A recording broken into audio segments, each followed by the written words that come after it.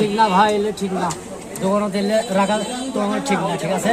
আপনারা বলেন এই মিষ্টিটা ভালো, যে মিষ্টিটা দেখানো হলো তাহলে ওইটার পাশের যে মিষ্টিগুলো আছে সেগুলো ভালো থাকবে? আপনারা এটা কি কয়দিন, কমপক্ষে কয়দিন হইতে পারে এটা আমরা যদি না আসি তাহলে তো সে আপনাদেরকে দেখতে দিবে, ফাঙ্গাস দোকানের ভিতরে ঢুকতে দিবে, তার দইটা নষ্ট হলে আপনাকে দেখতে দিবে। বলো, ভালো খাবারের সাথে খারাপ খাবার রাখলে ভালো খাবারটা নষ্ট হয় কিনা? তাহলে এটার সাথে বাকিগুলো রাখছো কিভাবে? সবই ওই রকমই, বুঝছেন? কোথায় লেখা আছে? দেখতে পাচ্ছি এগুলো নষ্ট হয়ে গেল, গন্ধ পাইছে, কবে ফেরত দিবা? এক ধরনের গন্ধ, কিন্তু তোমার এই মিষ্টিগুলো কবে কার? এগুলো সবই কালকে।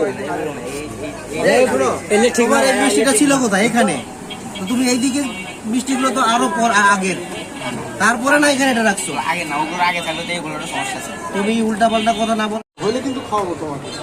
কে বলছে কালিজিরা? এটা কালিজিরা দেখি স্যার, দেখি ধরবা না, ধরবা না, এটা কি কালিজিরা? সভাপতি ধরবা, বলো।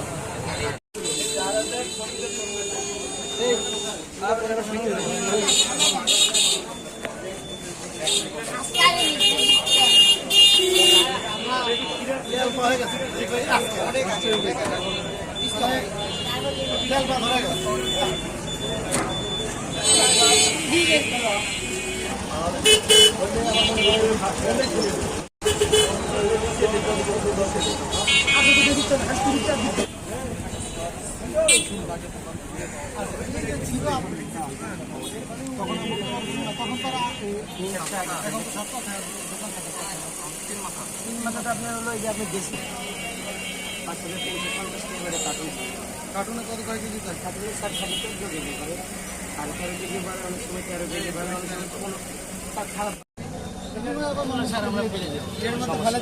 পরবর্তীতে আবার ইয়ে করবে।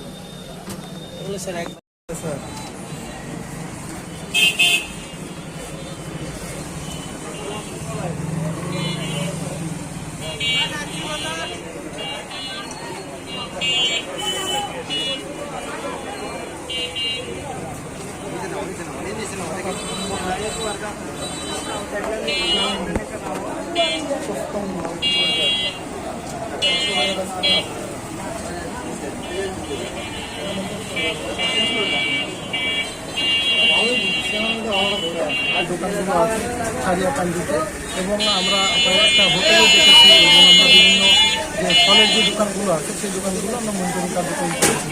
তো এখানে আমরা আসলে দেখতে পেয়েছি যে আসলে অধিকাংশ দোকানেই যে আসলে প্রাইস ট্যাগ দেওয়ার কথা, দইয়ের যে সরা আছে সেগুলোতে সেখানে প্রাইস ট্যাগ দিচ্ছে না, উৎপাদনের তারিখ, মেয়াদ উত্তীর্ণের তারিখ দিচ্ছে না, যার ফলশ্রুতিতে কিন্তু আমরা দেখতে পেয়েছি, আপনারা সবাই দেখেছেন যে এখানে মিষ্টি কিন্তু নষ্ট হয়ে গেছে।